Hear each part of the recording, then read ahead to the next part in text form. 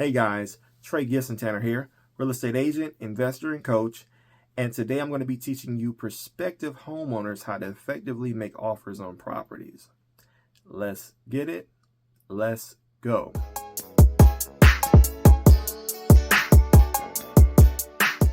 Okay, so you're just a normal everyday person who wants to purchase a property. You finally have saved your money up and now you're ready to go house hunting. What's the first step? What are you supposed to do? Well, what a lot of you guys do is you go and you reach out to real estate agents to bring you houses. Well, guess what? That can work, but typically you just get sent an email of listings that are just popping up, right? Yeah, that's kind of what happens, and they have a database that, like I said, just sends you properties. Well, you can actually find properties on the MLS. That's completely fine, right? And I'm going to be teaching you guys how to do it on market and off market. So let's just go with on market. On market is typically how everybody purchases properties, right? Which is perfectly fine. I think like 90 to 95% of transactions that happen in real estate happen on the market, right? From on market listings. So this is the, where you're going to find the most properties for sale at, for sure. So the first thing you want to do if you are a buyer is you need to get your finances in order. I'm assuming that you now have maybe at least 3.5% to put down on the property for FHA, like if you want to get an FHA loan to actually purchase a property. But what I want to advise you guys to do is at least save up 10% of how much you want to purchase a property for, which means if you want to purchase a property for $500,000, you need to have $50,000 liquid before you even attempt to call any agent to help you to present an offer or anything, right? Because number one, you need to have an adequate down payment, right? And that covers that if you're going to go FHA. I would advise you, if you really want to make sure your offers get accepted, go get a conventional loan and save up 15%, maybe 20%. That's going to help you in the long run. But if you can't, a minimum of 10%, and like I said, with our example of a $500,000 purchase price, that's a $50,000 down payment or $50,000 liquid. So then you can actually afford a down payment and different miscellaneous updates that you want to make to that property, right? Remember, this is going to be your home and you want to make it yours. So with that being said, step number 2, you want to make sure that you've done all of the research on a given area that you want to live in. Maybe you can't pick the property specifically because you don't have time to do market research all day, but you want to stay in a certain suburb of a city. Well, stick to that suburb and do not deviate from it. Reason being is because most likely you already live there as a renter or your kids go to school there. You're most intimate with that area. And because you're most intimate with that area, you know the most about it. Do not try to go find a house outside of an area that you don't know most about. Reason being, you may hate it. It may be too far away from your loved ones, from your family and friends, and it may just be not a good experience for you because you have to live there, right? One thing that I see a lot of people that have done during the pandemic is they sacrificed important amenities that we need as humans, right? That community, just to purchase a house. And I just never could understand that, because you got to think about after you purchase a house, how you're going to live, right? So you want to make sure that you're comfortable in a given location and that you have that pinned down. And if you are saying, hey, everything is a step up for me, then that kind of broadens that up, and maybe you can go and look at different municipalities. But for those of us who have children and have a family and things of that nature, you might want to be in a specific location. Okay, step number 3. I kind of alluded to it, but you have to make sure you're pre-approved. Guys, pre-qualification or pre-qual, that's not good enough. Make sure that you are pre-approved for the mortgage, right? They have looked at your debt to income ratio. They have run your financials. They have looked at your profile and how much you make. and they have approved you for a mortgage up to a given amount. I cannot tell you how important this is.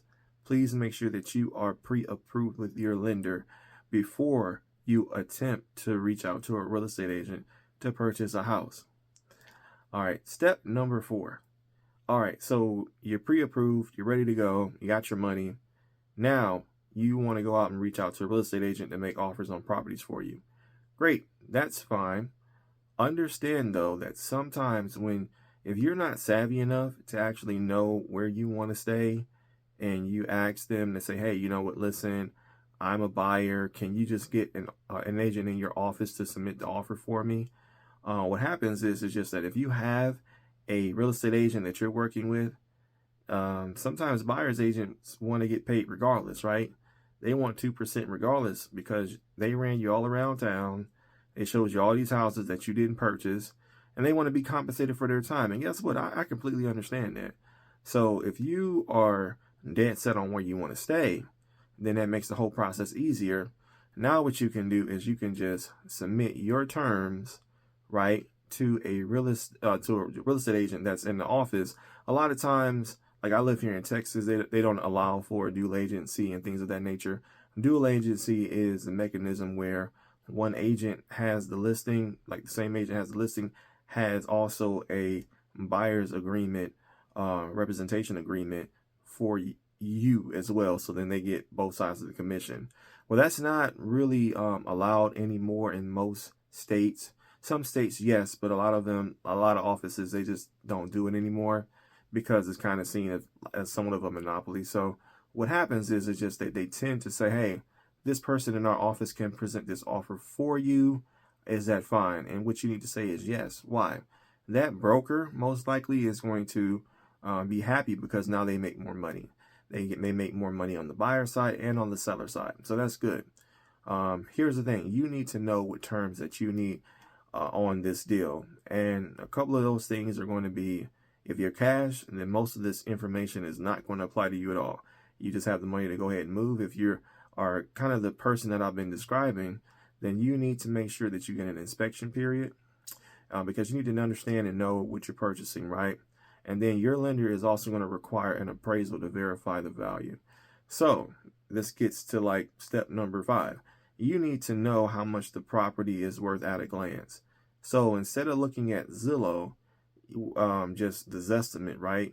Look at the little gold stars or circles on the sold tab in Zillow and look at how much stuff sold for in that neighborhood, right? If property sold down the street for $430,000, and now you are able to make an offer at $400,000 on this property, and it's a light fixer, then maybe that's okay if you're fine with putting in the extra $30,000 worth of work or whatever it takes to bring the property up. If the gold circles say 350 though, and now you're going under contract for this property at 400, you know you're probably overpaying, and your lender's most likely not going to approve the loan because that appraisal is going to run low. That appraiser is always going to look at the comps and see how much stuff sold for in the immediate area, right? So you need to understand how much the property is worth at a glance, and the best way for you to do that is for you to look at the Zillow sold section, right, on the tabs there, and look at, like I say, what sold for in an immediate area. I'm talking about like within the same subdivision that you are going to be living in. All right, so next step is, now that you know how much the property is, you have your money, you're ready to go ahead and make an earnest money deposit. Typically, if you want your offer to be accepted, put down like $5,000, right? At least 1% of the actual purchase price, right? And also make sure that you have like a 10-day inspection period and get that thing inspected and all that kind of stuff. But the biggest thing with the earnest money deposit is that shows that you are really, really serious about the property. Now, the real estate agents, the sellers, everybody feels good about the transaction, and they're most likely going to, do whatever it takes to help you close the deal. And that's what you want too. The other thing that you might want to do as a buyer is just that you may not be able to pick the title company, but you should invest some time into learning the different title companies that are in your specific location that can help you. Because also if you offer to pay all closing costs, I mean, that'll go a long way as well. These are just different tips that I can give you that are going to make your offer stronger, especially if you have the disposable income to actually come with these different perks, right? Your offer is going to get accepted. But if you have a closing attorney, or if you have a title company that you are familiar with, by all means, use them. If not, ask the real estate agent. I mean, that's kind of why they're making money, right? And ask them who they like to use, and then use who they have prescribed. That way, if they are not performing, you can always say, hey, Mr. Real Estate Agent, you told me these guys could close pretty fast and process pretty fast. What's going on? Right? That's just a little trick. All right, so once you get into the transaction coordination stage, it's going to be very, very important for you to be available to sign different documentation and things of that nature, especially like buyer information sheets. Make sure that you have everything that the title company is going to need in order for you to purchase the property beside money. I'm talking about like just different documents that they may require to verify who you are, and they're going to be signing notary documents and things of that nature. Now, that's how you do it on market. Now, how do you reach out to people off market? Well, I'm glad you asked.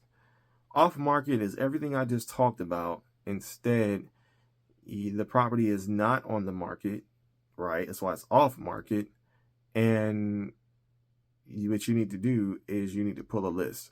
So I teach wholesalers and real estate investors how to source off-market properties on this channel. Please look at all of my videos, and I'm going to kind of give you a couple tips right here to kind of foreshadow that information that I already have, but I'm going to provide it here just real quick. So the first thing you want to do is you want to get a free software called PropWire. You can pull all types of housing information on that free software.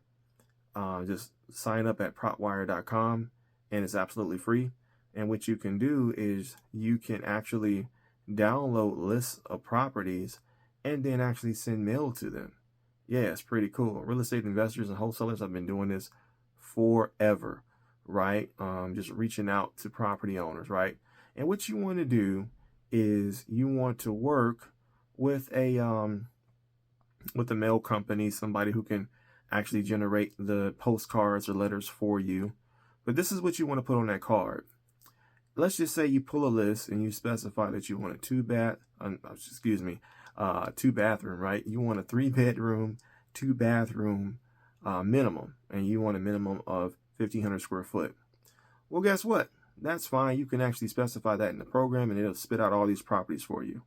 What you need to do is when you send that mail to the mailing address that's actually going to be on the spreadsheet, what you need to do is you need to specify that you are a prospective homeowner willing to pay retail for their property, right? Maybe you have a family and you're looking to purchase your first home, right? And you let them know, I really like your house. I looked at it, and I wanted to know if you may want to sell it. That's going to make them feel really, really good because, number one, a lot of real estate agents and investors and wholesalers, we tend to lowball these people just because we need deals. But you're not that type of person. You're the kind of person who's going to live in the property. So because of that, they're going to like that card. And some of them are going to say, hey, who asked you to reach out to me? But there's going to be other ones that are going to say, hey, how much are you willing to pay?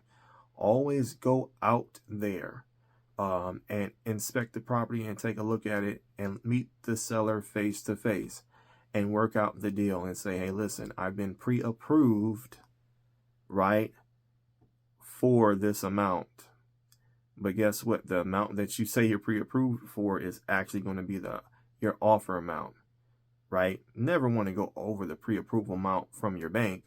But if you only want to offer $350,000 on a $400,000 house, say I'm pre-approved up to $350,000, I can close in the next 45 days. Is this something that you are interested in doing? And then guess what? They may be interested because Unlike an investor, you're going to live in the property, and people like knowing that their property is going to be in good hands after they leave. That's just how people feel, right? So there's heartstrings attached to this, but this is a very fun process that you can get into, and definitely look at my other content because I go over different ways to reach out to motivated sellers. But these are the core concepts that a new home buyer can use to acquire their starter home. With that being said, like and subscribe, ring the notification bell. Keep pushing, keep hustling, keep working, and whatever you do, don't quit. Until next time, peace.